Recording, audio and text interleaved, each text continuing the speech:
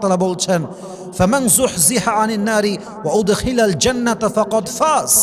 যে বান্দা জাহান্নামের খাতার থেকে তার নামটা মুছে ফেলেছে এবং জান্নাতের কাতারে তার নামটা সুনিশ্চিত করেছে, তার মতো সফল আমার চোখে আর সেকেন্ড কেউ হতে পারে না। সুবহানাল্লাহ পড়ুন সবাই। লা ইয়াস্তাউই আসহাবুন নারি ওয়া আসহাবুল জান্নাহ, আসহাবুল জান্নাতি হুমুল Faizun.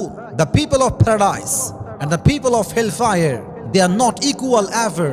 The people of paradise, they are gain the ultimate success in their lives. আল্লাহ বলছেন যারা জান্নাতি আর যারা জাহান্নামী তারা কখনো সমান হতে পারে না। যারাই জান্নাতি তারা আমি আল্লাহর চোখে সবচেয়ে সফল বান্দা। পড়ুন সবাই সুবহানাল্লাহ। সফল বান্দা পড়ুন সবাই সুবহানাল্লাহ।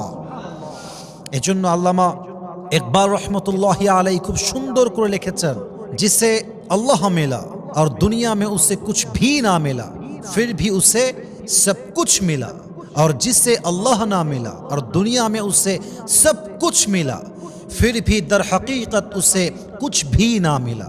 যে আল্লাহকে পেল, যে জান্নাত পেল, আর দুনিয়ায় সে কিছুই পেল না তবুও সে সব কিছু পেল।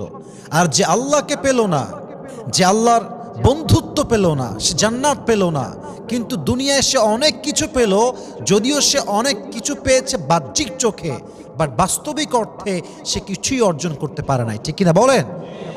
So our aim is to get the paradise. আমাদের মূল গন্তব্য বা টার্গেট হচ্ছে জান্নাত অর্জন করতে পারা। আজকে আমরা 10টি এমন অভ্যেস জানবো, 10টি এমন আমল জানবো যে আমলগুলো করতে পারলে জান্নাতের দরজা খুলে দিবে একজন। তিনি কে? Number 1, establishing the daily 5 prayers. প্রত্যেক দিন 5 ওয়াক্ত নামাজ জামাতের সঙ্গে আদায় করা। যেই বান্দা 5 ওয়াক্ত নামাজ জামাতের সঙ্গে আদায় করবে, আল্লাহ রাব্বুল আলামিন ওই বান্দার জন্য জান্নাতের দরজা নিজে আদেশ দিয়ে